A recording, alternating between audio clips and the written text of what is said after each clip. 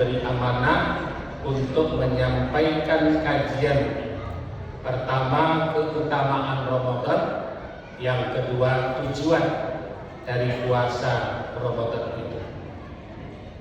Salawat dan salam kita hadiahkan kepada Nabiullah, Nabi akhir zaman, baginda Nabi Muhammad sallallahu alaihi wasallam. Allahumma shalli ala Muhammad wa ala ali Muhammad. Bapak dan Ibu, kalau berbicara soal keutamaan, dua hadis yang nomornya berturut-turut dalam Sahih Bukhari nomor 37 dan 38, di mana ada perbedaan. Pertama mangkoma, yang kedua mansoma, tapi di belakangnya sama.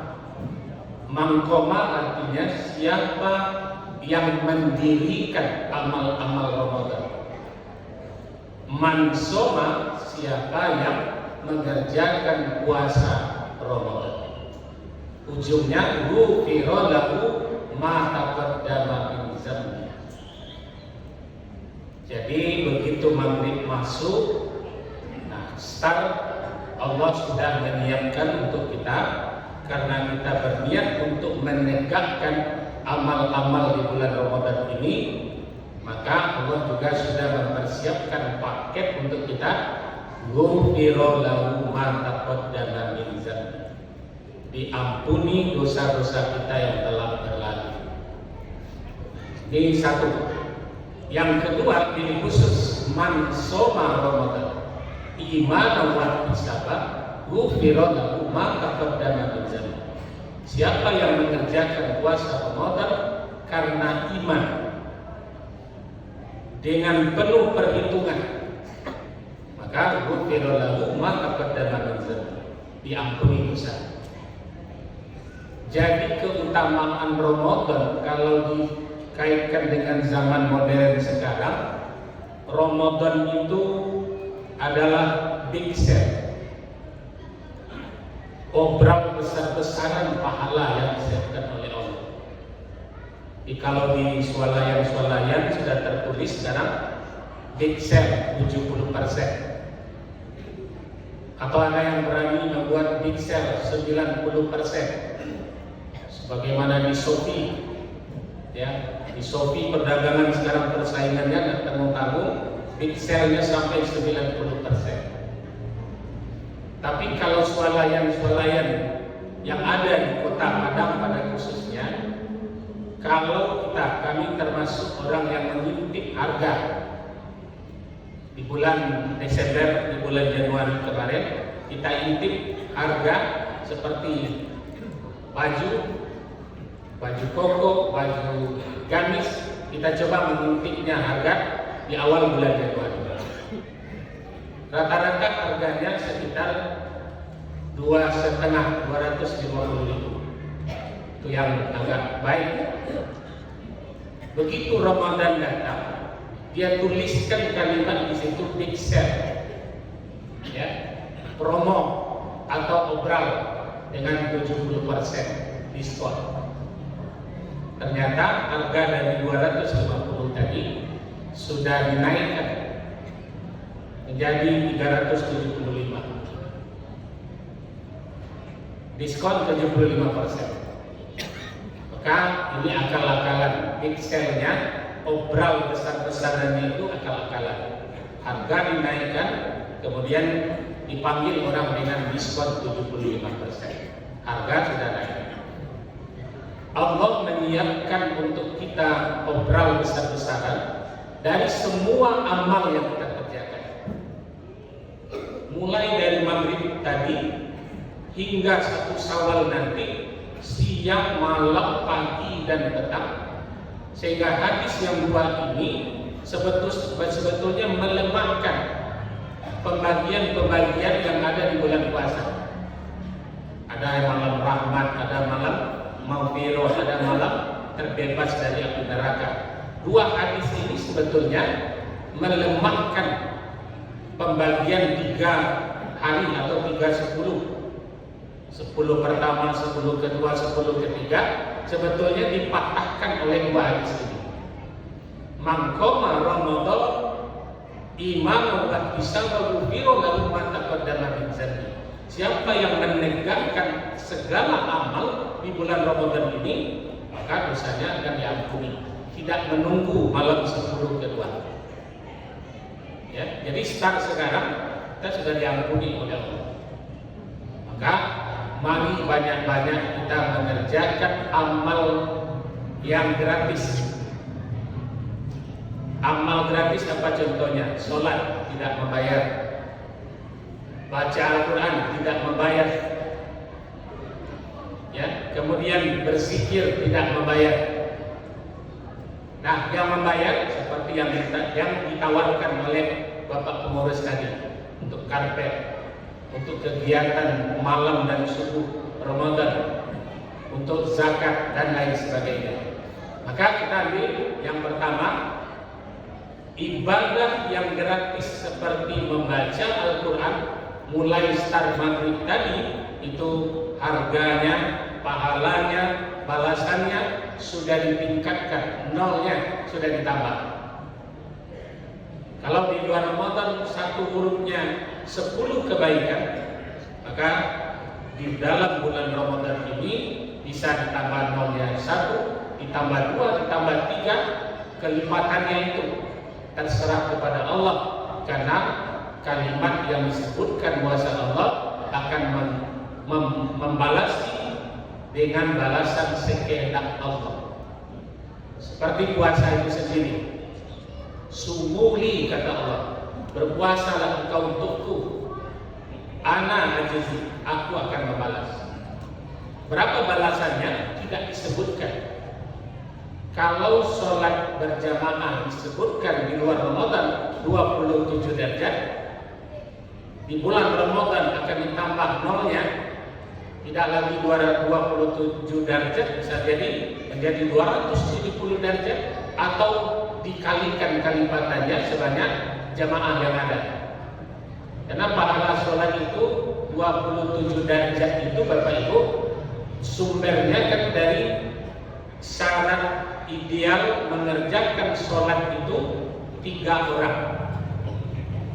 Jadi jamaah yang ideal itu 3 orang, 1 imam, 2 jamaah.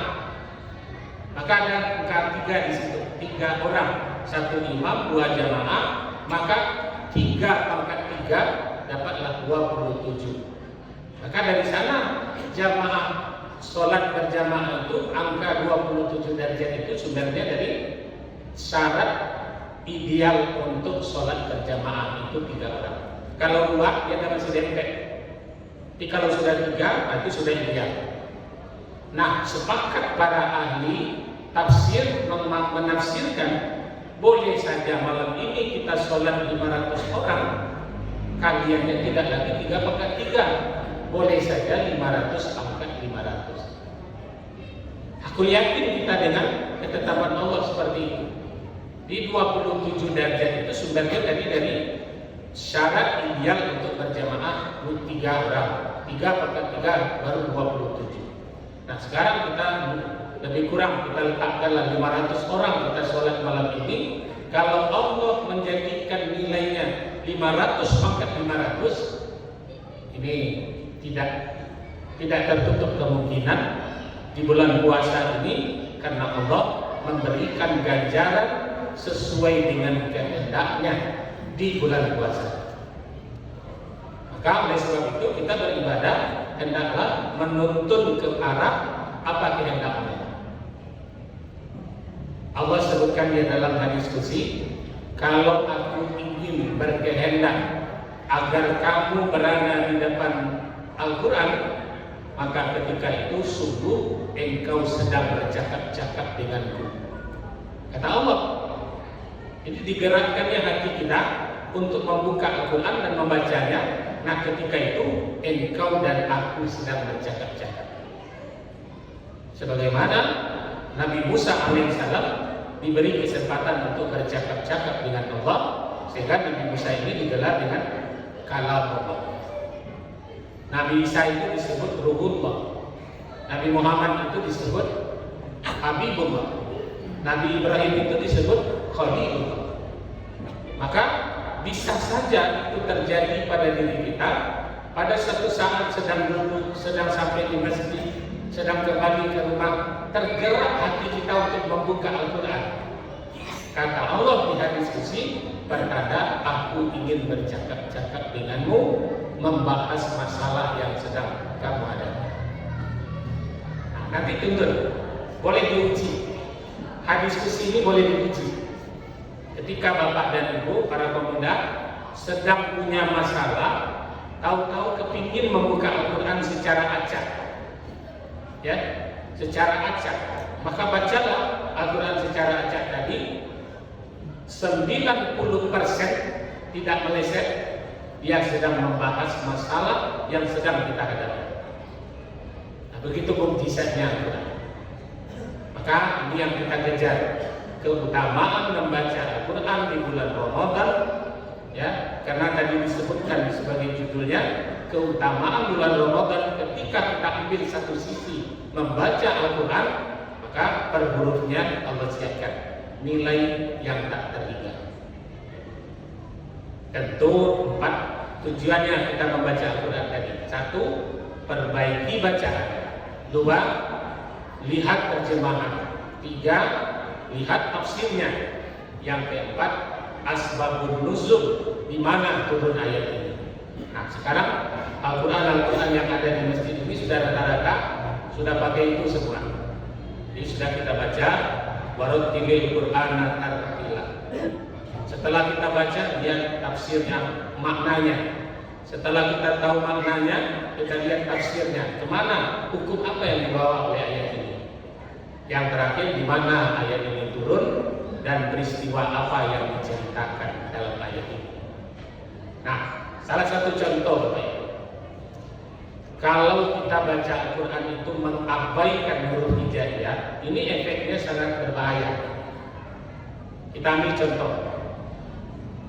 Ada huruf kaf, pakai hamzah, kaf, ada huruf qaf. Perbedaannya jauh sekali, ka dengan qaf. Coba tambah dengan huruf yang sama di belakangnya, lam dan ba. Kalaba, kolaba, ya. Kalaba artinya apa? Anjing. Kolaba, hati. Jadi kalau salah-salah baca, fi qulubihim marad, pada hatimu ada penyakit, tapi terbaca oleh imam, fi qulubihim marad, pada anjing ada penyakit. Nah, itu sasarannya kalau huruf hijaiyah itu salah. Shin, pakai ragi 3, tidak pakai titik 3. Shin namanya. Shin pakai ragi 3, kemudian pakai titik 3. Shin. Mari kita sama-sama beri huruf yang sama di belakangnya. Kaf dan ro. Sukaro, syukaro. Sukaro dengan sin biasa itu artinya mampu. Syukaro artinya bersyukur. Nah, kedua-duanya ada ya. Sukaro dalam surah Al-Maidah atau dalam surah An-Nisa. Jangan kamu dekati sholat wa antum sukaro. Jangan kamu dekati sholat kamu sedang mabuk. Di Ibrahim ayat 7, la in syakartum la azidannakum. Siapa yang bersyukur ditambah. Nah, ini tujuan kita memperbaiki bacaan di bulan Ramadan. Jadi keutamaannya kita ketahui, siapa yang baca Al-Quran nanti dituntut dengan persoalan yang sedang dihadapinya sehingga dia mendapat petunjuk. Ya, dia dapat petunjuk dari yang sedang dibacanya. Ketika dia sudah kenal ayatnya, kenal dengan terjemahannya, tahu dia di mana ayat ini turun, peristiwa apa yang sedang, maka akan melengok-lengoklah kita nanti di saat menjadi makmum ketika imam sedang membaca. Oh, ini peristiwa. Seperti tadi di rakaat pertama imam baca surah Al-Baqarah ayat 215. Wa yas'alunaka madza yunfikun. Mereka bertanya kepada engkau hai Muhammad, apa yang patut kami infakkan? Kul ma anfaqtum min khair, infakkanlah segala yang baik-baik, kata Allah. Pertanyaannya berlanjut, kepada siapa? Falil walidain wal aqrabin wal yatama wal masakin wa ibnis sabil. Kan itu tadi rakaat pertama imam kita baca. Kepada siapa kita berinfak yang terbaik? Pertama kepada ayah ibu. Yang kedua karean, adik, kakak gadis. Kepada siapa lagi? Anak yatim, fakir miskin, dan terakhir ibnu sabil. Nah, di ayat ke-216-nya, di sana ketetapannya.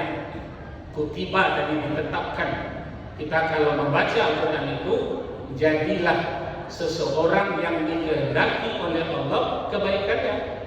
Jadi sesuatu yang ditetapkan Allah untuk kita, itulah yang terbaik. Wa antum kata Allah, kamu tidak mengetahui, ya, dan kamu tidak mengatur, latak lalu. Nah, maka segala sesuatu yang datang kepada diri kita, peristiwa apa saja, itulah yang terbaik menurut Allah. Surat Al-Baqarah 216. Jadi jangan kita bersuzon atau negatif kepada ketetapan Allah. Maka itu diantaranya tadi. Nah, maka ketika kita menyimak di dalam sholat, imam menyuruh kita, mengingatkan kita supaya berinfak, infak yang terbaik kepada orang tua kita, kepada adik kakak kita, kepada yatama wal masakin, kepada ibnu sabil, orang yang dalam perjalanan. Apa tidak penting karpet? Apa tidak penting kegiatan Ramadan, Ustaz? Maka di ayat lain Al-Baqarah 261 akan membahas khusus itu. Siapa yang mengeluarkan 1 dirham, ya, dia akan diganti dengan 1 biji yang ditanam. 1 biji itu tumbuh 1 batang, 1 batang itu akan tumbuh 7 tampuk. Dari setiap tampuk itu akan lahir 100 biji. Dan disebutkan itu. Apa saja yang kita belanjakan harta kita di jalan Allah, maka nilainya 700 kali lipat. Plus di bulan Ramadan ada mixer yang menjadi 7.000 kali lipat. 1 meternya tadi berapa, 1 paketnya tadi berapa, maka pengaliannya semakin besar pengalian akan semakin besar hasil. Tadi kalau jemaahnya 3 orang, pengaliannya pangkatnya tadi berapa? 27. Kalau tadi sudah 500 orang, 500 pangkat 500. Tidak muat lagi di kalkulator kita. Ya, itu pahala-pahala. Nah, Bapak dan Ibu, dengan menggapai tujuan puasa kita sekarang, yang pertama tentu kita berharap dengan puasa ini Allah menjadi dekat dengan kita. Ada 5 tingkatan kita manusia. 1, ada namanya muslim.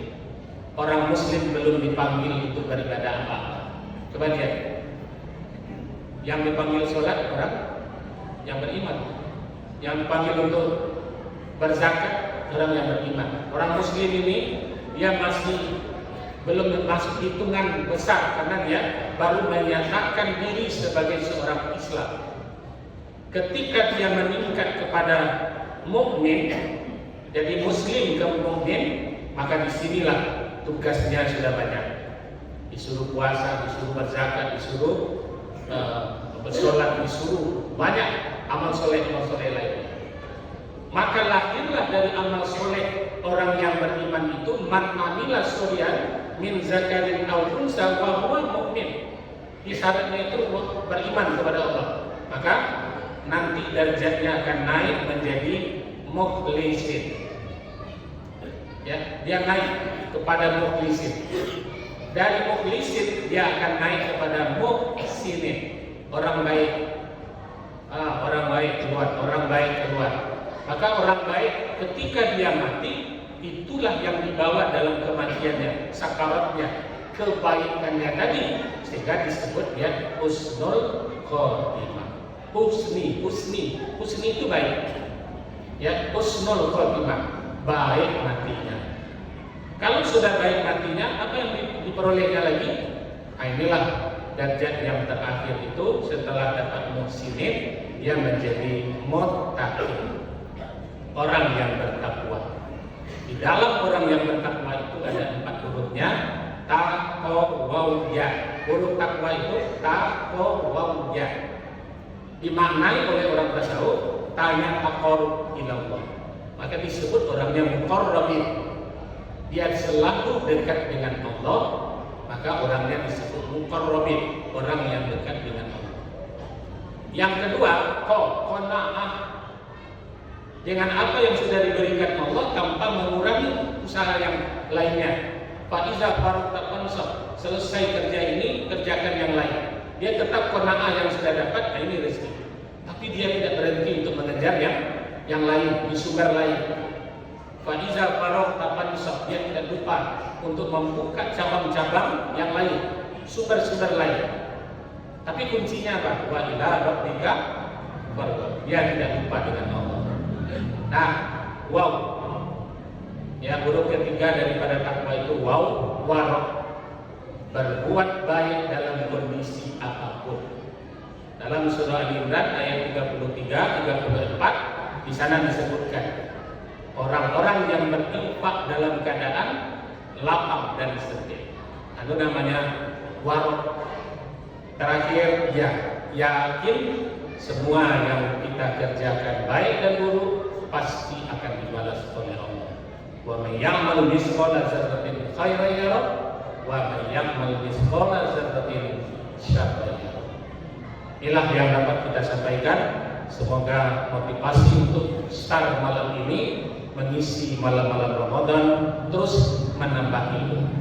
Jangan dibawa gelas penuh ke dalam masjid di bulan Ramadan. Kalau kagak paduan dibawa, tak benar maisi lagi. Ya, jadi nanti tinggalkan isi gelas kita di rumah.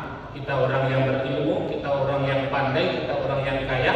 Masuklah ke masjid dengan gelas kosong. Kita akan banyak mendapatkan sesuatu di dalam bulan Ramadan ini. Insya Allah kita akan bertambah ilmu, tambah kuat iman, dan insya Allah bertambah amal kita.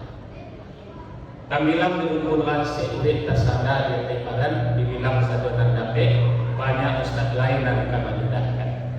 Di dia tidak kami hidai babingkai tidak tertulang ku adonan elok dan tu samo itu pakai dan buruk samo itu. Fastabiqul khairat. Wassalamualaikum warahmatullahi wabarakatuh.